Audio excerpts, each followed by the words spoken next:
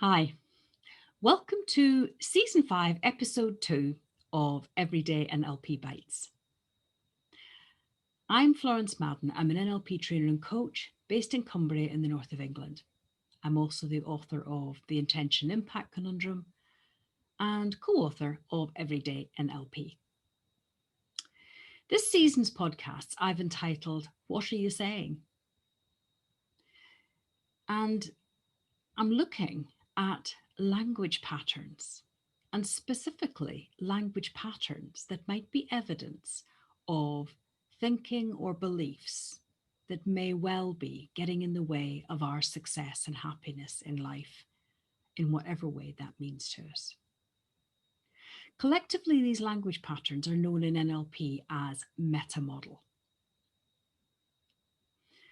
And in the last podcast, I quoted Bertrand Russell, who said that words are the clothes that our thoughts wear. So it's worthwhile paying attention to those words and those patterns, and perhaps asking ourselves some questions. The one that I've chosen to focus on today is when people express an opinion as if it's a fact. In NLP, this is known as a lost performative. In other words, it is lost who is performing, if you like, that opinion. This way of expressing ourselves is very common. We see it in newspaper headlines, we hear it on the media. If you watch a debate in Parliament, you will hear people on both sides of the House express their opinions as if they were facts.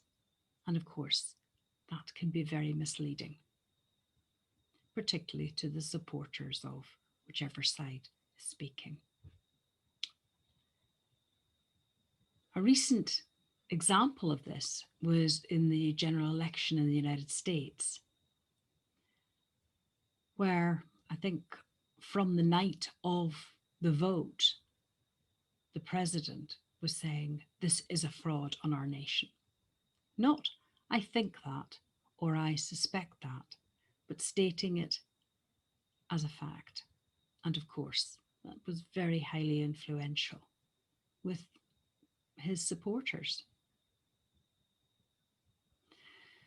And of course, politicians of all sorts down the years have expressed their opinions very often in this way, going right back as far as Napoleon and beyond. But there was one I saw from Napoleon Bonaparte, which said that in politics, stupidity is not a drawback. That clearly was his opinion and not a fact. It also rather implies that he didn't necessarily see himself as a politician.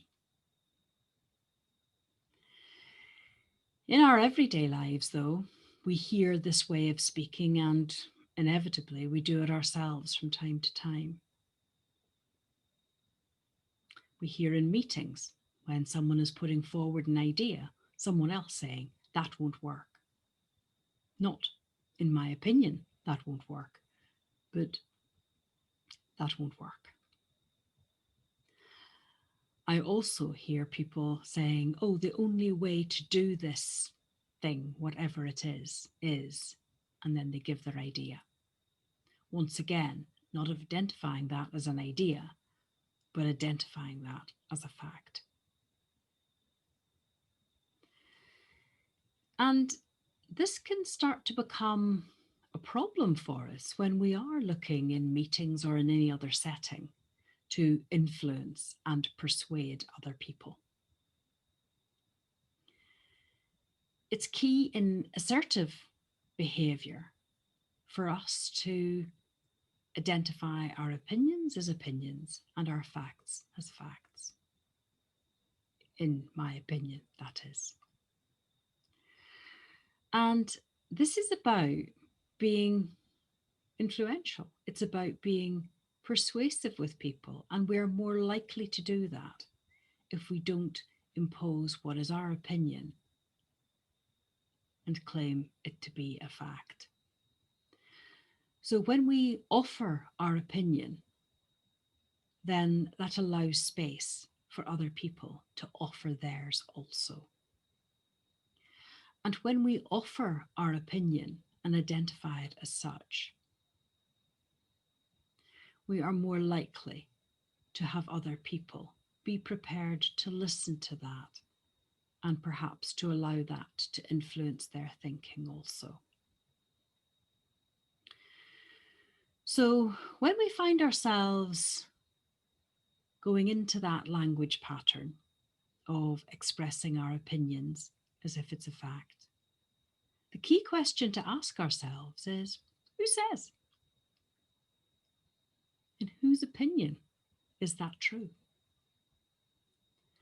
And when we ask ourselves that, then perhaps we might be more likely to say, this is what I think, and to own it. I'm going to finish today on the words of Marcus Aurelius, who said that everything that we hear is an opinion, not a fact. Everything we see is a perspective and not the truth. And of course, it's important when we hear other people using that pattern to be respectful in the way that we ask them, in whose opinion is that the truth? Thank you for watching or listening, and please join me next week for another pattern of language. Bye for now.